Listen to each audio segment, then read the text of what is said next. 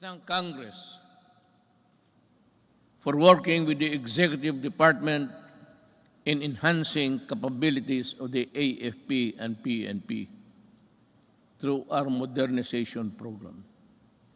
In 2018, we raised the salaries of our military and uniformed policemen and personnel to a level commensurate to the critical role they play in upholding national security and maintaining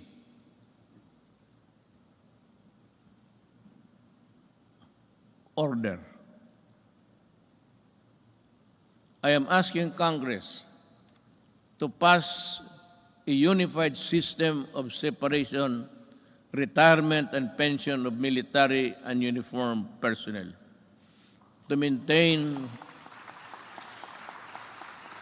government fiscal flexibility and provide adequate benefits and remuneration to our men and women in uniform. This shall apply only to the new entrants of the military and civil. Hindi ho lahat.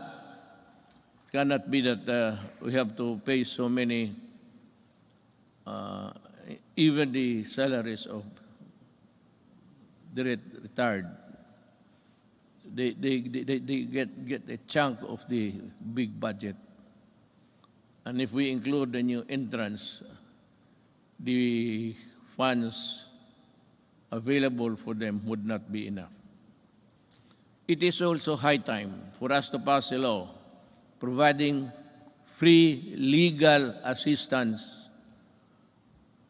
to AFP and PNP officers, enlisted personnel,